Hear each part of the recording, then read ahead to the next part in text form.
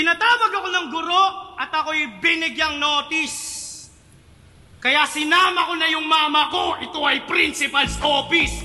Ginang sa aking kanan, magpakilala ka!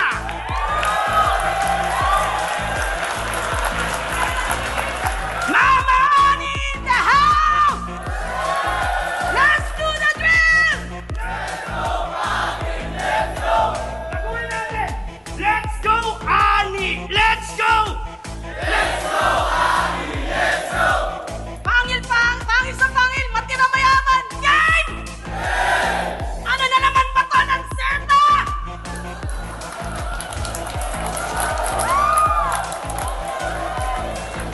Hindi na raw kasi ako magtututuma kahit anong gawin kong aral. For your information lang po, hindi ko to kino-tolerate. Yung mga ugalit ganyang asal. Ilang beses ko na ba sinabi sa'yo, Lance? Ano pa bang gusto mong bawal?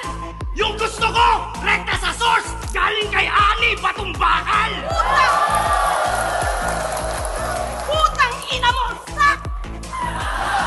Halos magkaitan ng palatay! Ang tawa! Wala yun! Wala yun! Putang ina mo, sak! Halos magkaitan ng palatay yung dalawa! Oo, ma! Matagal na yung nandito! Yan ang sinasabi ko sa'yo. Kung ayaw mo matulad dito, tumigil ka na sa kakabisyo! Isipin nyo, minura ako nitong putang inang to dahil sa 1 milyong piso. Putang ino mo, Lance! Hindi mo ba alam, pinapatalo ko lang yan sa kasino?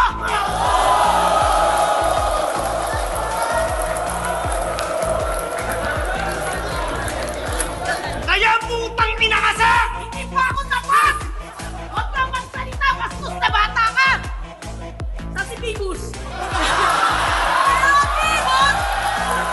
Sa susunod, bigyan mo akong tiyak! Dapat mas mataas yung sa mama! Ang ina mo!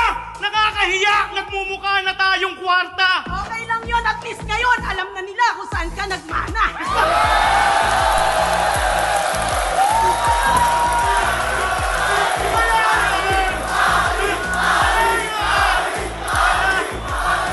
Ano? Pang Pepsi na ba ang postura? Pasok na ba sa kultura? Sa susunod ko laban, inabas mo, sinuksurya!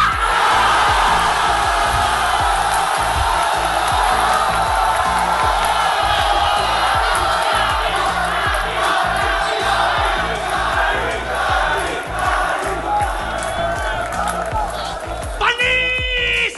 Hanggang sa tramahan! Bago pa to magkinaso! Paalala ko lang sa'yo, ganito mag-wordplay ang ina mo! Pero bago ako bumaba sa entablado, may sasabihin lang ako sa taong to. Sak, ang gwapo mo. Ang macho mo.